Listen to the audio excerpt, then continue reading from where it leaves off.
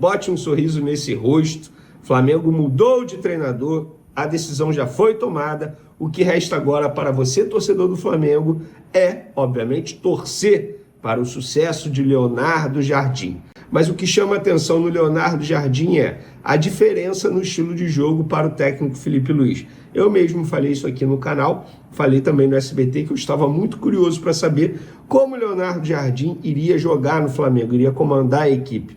Será que vai ser o Leonardo Jardim reativo, como ele foi no Cruzeiro? Porque a torcida do Flamengo não gosta disso.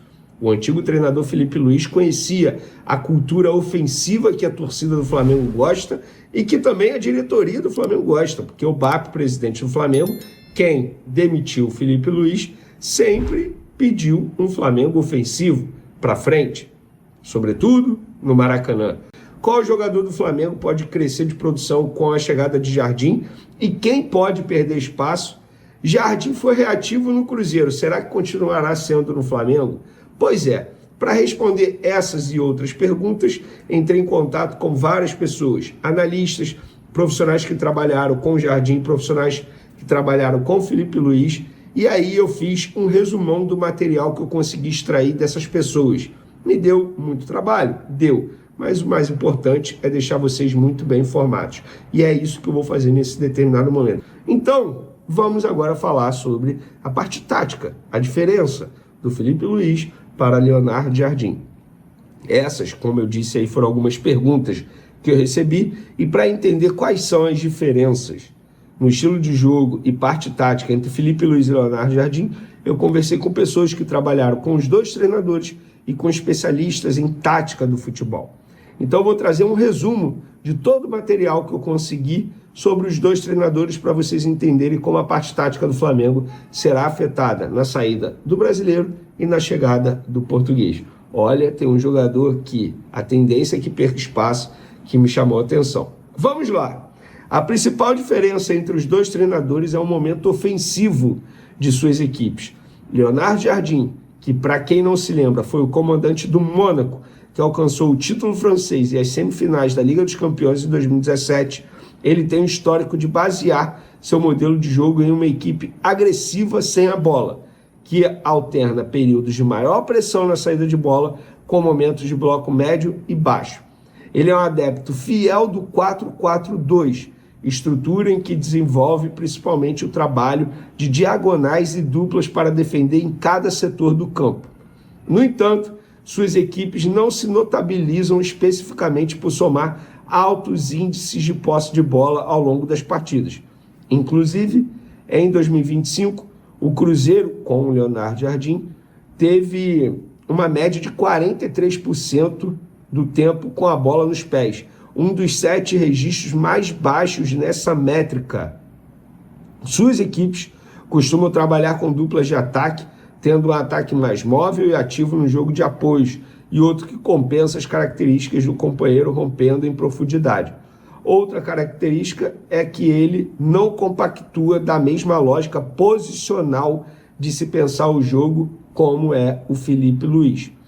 Dentre os jogadores que podem ganhar espaço com o novo comandante, vale menção especial ao atacante Luiz Araújo, já havia falado dele, que, embora tenha sido um dos mais produtivos do elenco rubro-negro, numericamente falando em 2025, com gols e assistências, sobretudo em bolas paradas, foi nitidamente subaproveitado por Felipe Luiz após a chegada de jogadores como Samuel Lino e Saul. Jardim, inclusive, tentou a contratação do extremo quando estava no Cruzeiro, por suas características privilegiadas de ser, ao mesmo tempo, um jogador vigoroso fisicamente e também pode ser um criador e definidor importante em zonas próximas à meta adversária, através de seu pé esquerdo. Quem pode perder espaço? Preste atenção, hein? Quem pode perder espaço por característica, tá? É Léo Ortiz. Quem acompanha o trabalho de Leonardo Jardim, quem já esteve ao lado do português no dia a dia, diz que o treinador entende que o defensor rubro-negro, embora tenha uma boa saída de bola, é lento. Ainda de acordo com essas pessoas, Vitão e Léo Pereira saem na frente por uma titularidade na zaga do Flamengo. Leonardo Jardim tem um histórico muito positivo em se adaptar aos elencos que teve em mãos ao longo de sua carreira. É um treinador que ajusta sua ideia de acordo com os jogadores em detrimento de ser intransigente em sua metodologia e crença de como jogar futebol. Estamos falando de um treinador que já ganhou o campeonato francês disputando com o PSG, a gente sabe o investimento que o PSG faz, e que tem como especialidade também a utilização de jogadores jovens, uma lacuna que deve ser preenchida no universo atual do Flamengo, cujo não aproveitem e introduz da melhor maneira os jovens que dispõem das categorias de base em sua equipe principal. Apesar de ser um treinador que invariavelmente monta suas equipes para serem agressivas e fortes a jogar em transição, eu ouvi de pessoas que trabalham com o Jardim é que ele estará ciente do contexto que o espera, de uma torcida exigente e que não aceitará em nenhuma instância dividir a posse de bola com os adversários que forem visitar o Maracanã, que esperam o rubro-negro permanentemente protagonista. Então, vamos lá. O Jardim ele tem um estilo de jogo próprio dele, mas se adapta muito bem. E está ciente,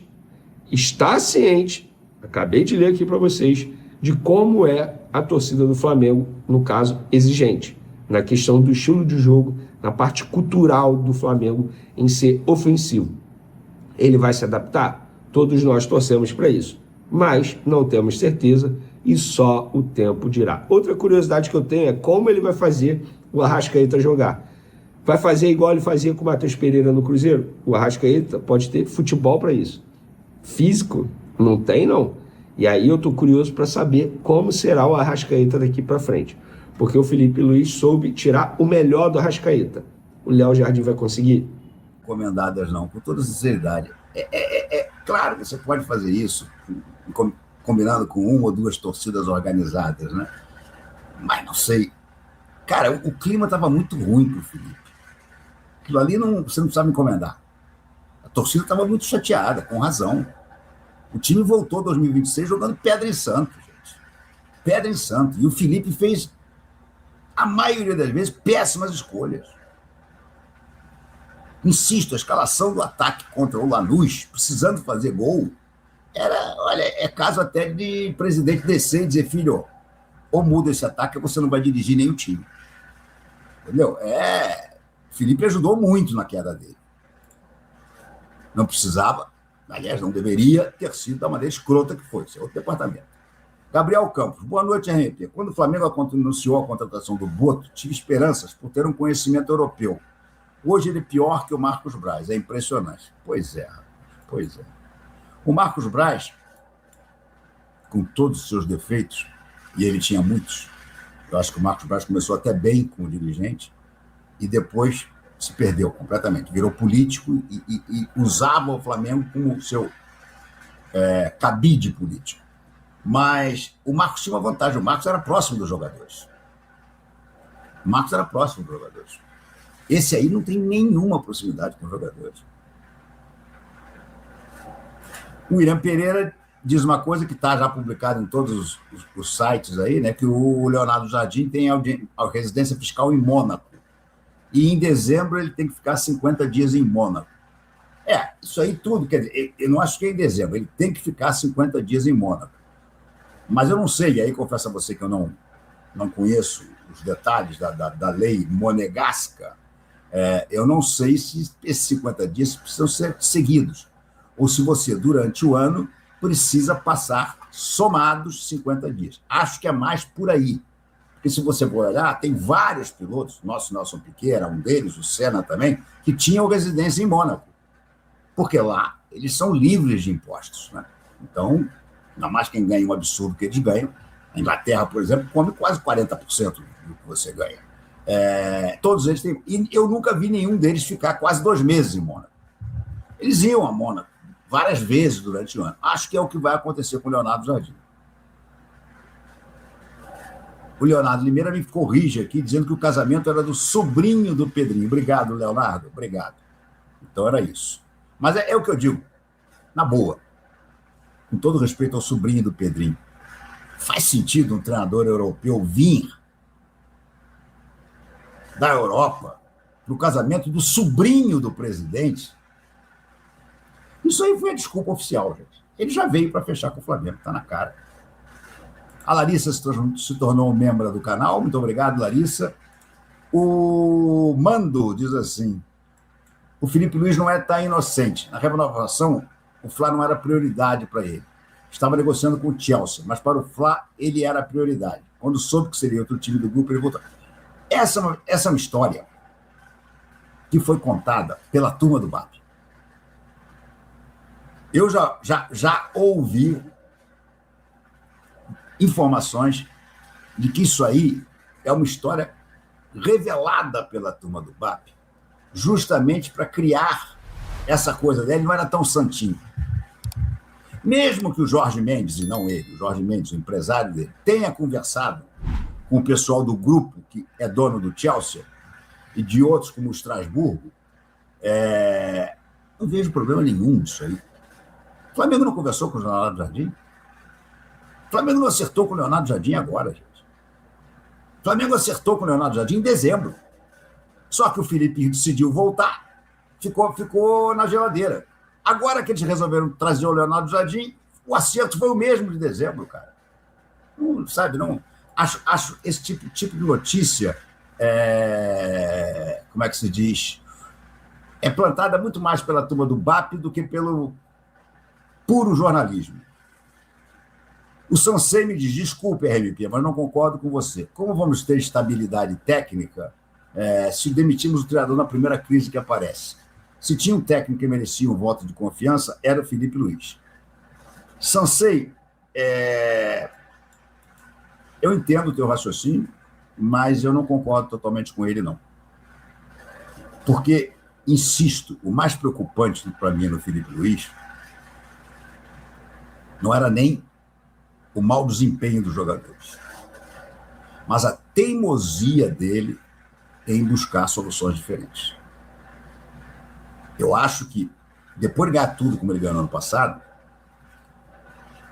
se ele quisesse continuar ganhando, ele teria que ter se reinventado e criado uma zona de desconforto, não somente para ele, como para os seus jogadores. Olha, esse ano eu quero novidades. Eu não quero jogar igual no ano passado. A base do sistema do ano passado pode ser a mesma, mas eu quero novidades.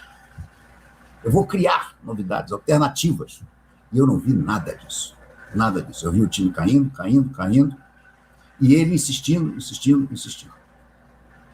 Repito, a escalação contra o Lanús é desanimadora. É aquela coisa que você olha e diz assim, porra, o cara não está vendo o que está acontecendo. O trem está vindo na direção contrária e ele está achando que é luz no fim do túnel. Então, complicado. Nilo Nóbrega, boa noite, Renato. Além das entrevistas do Felipe serem totalmente fora da realidade, ultimamente, ainda teve o caso do Vini Júnior, que ele se posicionou de maneira decepcionante. Sim, concordo, Nilo, mas não acho que isso tenha sido decisivo de maneira nenhuma.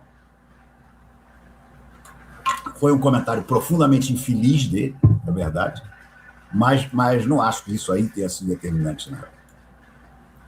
Reginaldo Menezes, boa noite, Renato. Com a situação crítica no Oriente Médio, por causa da guerra, será que o JJ abandona o barco? Procede que o CR7 já saiu de lá? Não, que eu saiba, não. Não sei que ele já tenha saído de lá, não. Não ouvi nada disso. Só que o JJ agora, o outro correu para contratar o Leonardo Jardim. O Flamengo sofre um pouco da síndrome da grama do vizinho. Vocês sabem o que é a síndrome da grama do vizinho? É aquele cara que sempre olha para a grama do vizinho e acha que é mais verde que a dele.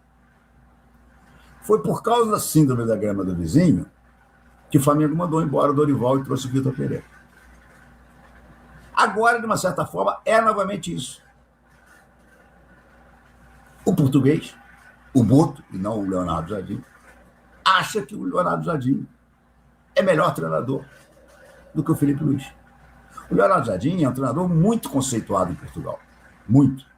Embora ele nunca tenha dirigido um time de ponta do futebol europeu, o que ele fez com o Monaco, que ele chama, é muito elogiado. Foi a quarta de final de Champions League, eliminou o gigante, ganhou do PSG, na época já milionário do PSG. Então, ele é muito considerado.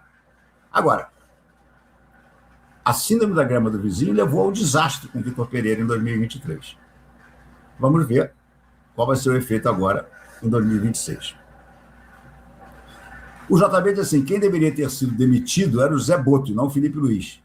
E me preocupa muito esse jogo de transição do Leonardo Jardim. Aí não, aí eu gosto. Aí eu gosto. Porque uma das coisas que me parece bem clara que o Felipe Luiz se perdeu foi na obsessão dele pelo sistema que prendia a bola nos pés dos jogadores do Flamengo e não progredia com rapidez. Anularam um gol aqui, não sei de quem. Está 1-0 ainda? Está 1-0, anularam o segundo gol do Palmeiras. Entendeu? Então, e ele não abria mão disso. Ele disse, mais uma vez, o time tem a minha cara. É o que eu brinco sempre. Faltou alguém lá de trás e está assim, você se considera bonito, Felipe? Na minha época, algum moleque falaria isso mesmo, facilmente. Se ninguém falasse, eu falava. Mas, enfim, eu senti uma involução do Felipe. Involução. Claro, tem problema da pré-temporada, que não é tão grande como outros puristas adoram. Bom, já teve um que disse que o BAP tirou os jogadores das férias. Você vê como é que as coisas, como é que as pessoas não sabem nada do Flamengo. O cara ouviu o Galo cantar, não sabe aonde. Interrompeu a preparação da pré-temporada em 4 dias. Repito, em 4 dias. Foi isso que foi interrompido. Aí o cara, não. O BAP mandou chamar os jogadores das férias e botou para jogar contra o Vasco. Fala 2 vezes no mesmo programa em momentos diferentes. Então, essas coisas começam a virar verdades absolutas, entendeu? Aí, quem é contra a demissão do Felipe, pelos princípios, pelos processos, pelo diabo que os carrega, começa a criar isso. Não, os jogadores foram interrompidos na pré-temporada, jogavam sem condições, o preparo físico do Flamengo é lamentável. Gente, os índices todos de preparo físico do Flamengo atuais correspondem já aos melhores momentos do ano passado. Não há mais desculpa em termos de preparação física. O problema é que muitos jogadores voltaram completamente fora de forma, completamente fora do peso. Mas o resto, o grosso do elenco, já corre tanto quanto corria no ano passado. Então, gente, sabe? O Orlando Gianardoni diz que o Paparazzo disse hoje na Placar TV que uma fonte quente do Flá diz que o Boto não dura 24 horas. Olha, eu estou procurando aqui informação sobre isso também. A minha fonte, eu perguntei sobre isso, a minha fonte não me respondeu. O que é uma coisa sintomática. Mas eu acho que ele também não vai mandar o Boto embora e deixar o cargo vazio, né? Por mais que o Leonardo Jardim seja um cara que tome conta do CT inteiro, você precisa um cara no lugar do Boto, no mínimo, para discutir renovação de contrato, para eventualmente participar de contratações ou vendas. Você pode até pegar um cara com um perfil diferente, mas você não pode ficar com esse cargo vago. E para você demitir o Boto, você precisa imediatamente ter um substituto, né? Eu não vi ninguém falar em nenhum substituto até agora. O Fly Musical diz assim, uma dúvida, qual a diferença da exposição do Felipe Luiz do Pedro para a exposição do Boto sobre o elenco? Para mim, 2 cagadas iguais. Olha aqui, vamos lá. Para mim é bem diferente, muito diferente. O Felipe falou abertamente numa coletiva. O Felipe tomou a decisão de puxar as orelhas do Pedro, numa coletiva. Porque provavelmente ele já devia ter tentado corrigir as posturas do Pedro e o Pedro não estava respondendo. Expôs o jogador? Expôs. Mas eu confesso que ali eu achei que a exposição foi boa. Ali, inclusive, a exposição teve um efeito positivo. O Pedro passou a se entregar mais nos treinamentos, parou de palhaçada, de deboche, e no final das contas, o Pedro melhorou. Ele teve o azar de quebrar o braço no final do ano, quando estava na melhor forma dele. Agora, a do Boto é pior, porque a do Boto foi covarde, cara. Ele vazou para os jornalistas o que ele falou para o jogador. Quando você fala uma coisa para o jogador num ambiente só do futebol profissional, você não deve chegar e deixar vazar o que você falou. Ainda mais quando o que você falou revela problemas. Para ser igual ao do Felipe, o Boto teria que ter ido para uma entrevista coletiva e dizer numa entrevista coletiva, olha, temos jogadores que aproveitaram da liberdade que o Felipe Luiz deu a eles. Temos jogadores que fazem bico cara a cara e ouvir as perguntas da imprensa, como o Felipe fez. Acho diferente, acho bem diferente. O Felipe ali, claro que um ou outro jogador pode ter ficado chateado, o Pedro principalmente, mas eu duvido que alguém tenha dito que o Felipe foi traíra. O Boto não. O Boto, todo mundo no elenco, a boca pequena só chama o Boto de traíra. O Caldas, assim, só sei que, como sempre, os jogadores ficam imunes. Olha, o Leonardo Jardim não é um técnico de deixar jogador imune, não. O Leonardo Jardim é um cara disciplinador. Não me espantarei se alguns jogadores começarem a ser afastados do time por causa de excessos na noite, por causa de biquinho, por estar querendo aumento ou inconformado com o banco. Não sei, cara, vamos esperar o Leonardo Jardim. Aliás, o Leonardo Jardim, o João Guilherme lembrou bem, João Guilherme, claro que você sabe quem é, né? O atual locutor da Flamengo TV. Trabalhei com ele no Sport TV e na Fox. Gente boníssima e um cara muito sério. O João Guilherme lembrou que quando o Jorge Jesus saiu, o técnico que ele indicou ao Marcos Braz e ao Bruno Spindler para botar no lugar dele foi o Leonardo Jardim. E o Braz e o Spindler chegaram a tomar um café com o Leonardo Jardim. Só que o Leonardo Jardim, naquele momento, não estava afim. Estava desempregado, mas não estava afim de assumir nada no Brasil.